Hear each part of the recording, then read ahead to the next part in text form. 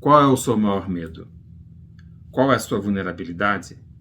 Você sabe ser corajoso? Edmund Hart nos diz que dentro de cada herói há um monstro, e dentro de cada monstro um herói. O bem e o mal habitam os mesmos espaços dentro do ser humano. Venha comigo, você está nos caminhos do herói e este episódio nós vamos falar do medo. Eu sou Dalmo Silveira de Souza.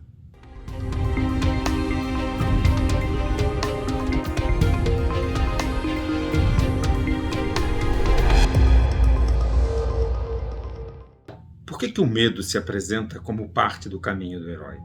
Bem, nós temos que entender que o herói está fazendo uma jornada, uma trajetória para chegar ao encontro de si mesmo. O medo vem como uma das portas, como um dos lugares aonde eu preciso passar. Por que eu preciso passar por esse lugar? Para que eu possa reconhecer realmente qual a minha vulnerabilidade, para que eu possa conhecer o tamanho da esperança que eu posso desenvolver no mundo. E aí sim, galgar e alcançar o amor. Todos sabemos que o medo tem um lugar que é fisiológico, que é biológico, que ficou marcado através da nossa evolução. O medo que ficou marcado dentro do nosso sistema límbico, dentro daquilo que a gente chama as nossas emoções básicas.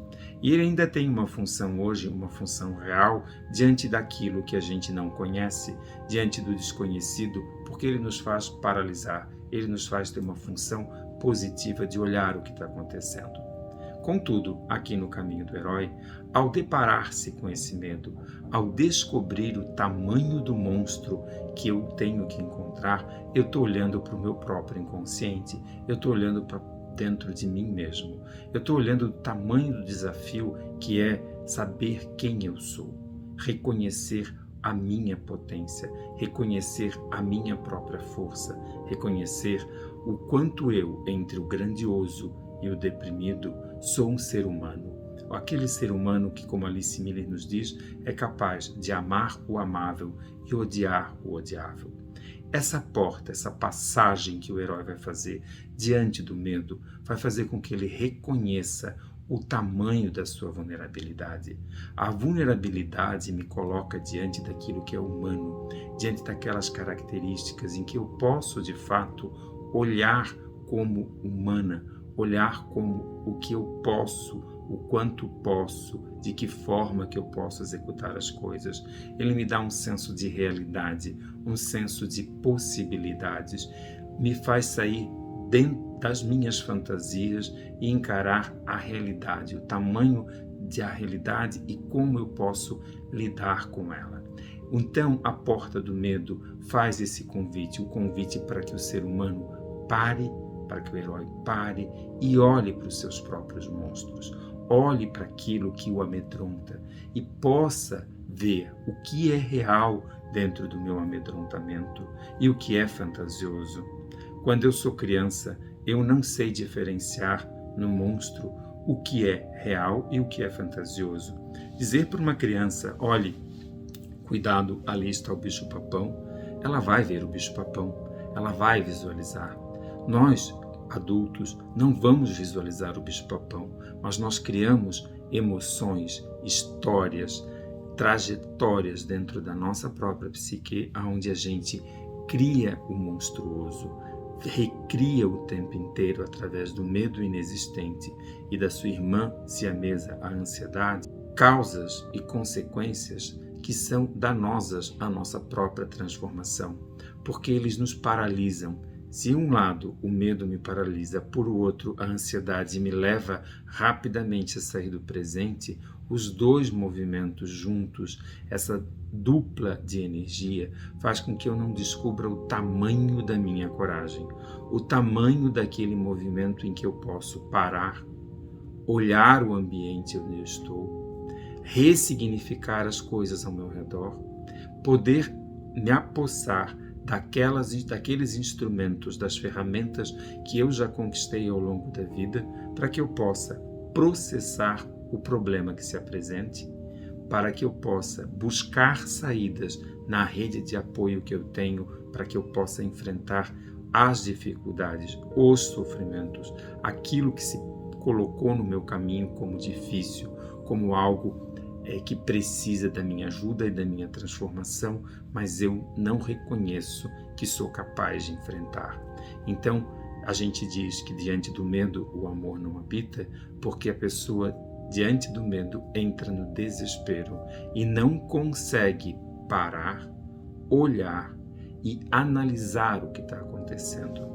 Quando o herói faz essa trajetória, ele entra nesse caminho de poder olhar para o seu próprio medo, olhar para isso de uma forma em que ele reconheça esse monstro e integre isso que muitas vezes é fantasioso, porque diante de várias situações da vida, a gente acaba esquecendo que tudo é passageiro na vida, que tudo é transitório.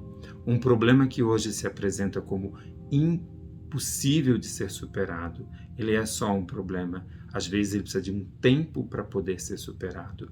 E o heroísmo dentro de nós é poder parar diante dessa porta do medo, olhar para a nossa vulnerabilidade e começar a alimentar a esperança de algo novo, a esperança de uma transformação. Finalmente, quando eu consigo integrar o medo dentro de mim e eu posso olhar para esse medo como parte daquilo que existiu comigo, que existe dentro da realidade, eu coloco isso para dentro em forma de reconhecimento de minha vulnerabilidade. Quando eu consigo integrar esse medo para fora, ele vai sair como coragem, como algo destemido, esperançoso, para poder enfrentar e continuar a jornada que todos nós precisamos fazer. O herói depara-se então com esse medo. Saber qual é a real dimensão desse monstro é reconhecer e integrar a si mesmo. Aqui nesse canal, com todas essas séries que a gente vai apresentando, uma vai integrando na outra. E você já ouviu falar sobre isso lá na criança, lá na Divina Criança, lá na Sombra, e agora falando aqui. E se a gente for olhar daqui a pouco, a gente também vai encontrar isso na jornada mitológica. Por quê? Porque essa emoção faz parte da condição humana. E muito dos nossos fantasmas, eles são fantasmas. Muito das coisas que nós criamos e que são desagradáveis, que são ruins, que nos causam sofrimento, tem muito mais a ver com esse medo, o medo da própria vida, o medo do lançar-se, o medo de poder, na verdade, viver quem eu sou, poder encarar quem eu sou abertamente e descobrir, mostrar para o mundo a forma única que eu tenho de expressar isso que sou, o que realmente eu entendo e como eu sinto que a vida é. Claro, com muitos valores éticos, posturas que integrem o outro ser humano.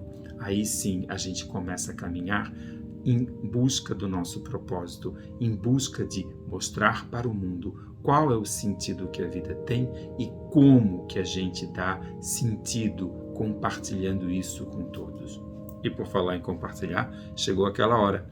Sabe aquele sininho? Você pode ativar para o próximo episódio. Aquele ok, a curtição, chegou a hora também. E se você gostou, nada melhor do que você indicar para o seu amigo. E dizer para o seu amigo, olha, assina esse canal, porque quanto mais assinaturas, mais possibilidades a gente tem de criar conteúdo totalmente gratuito para você aqui no YouTube.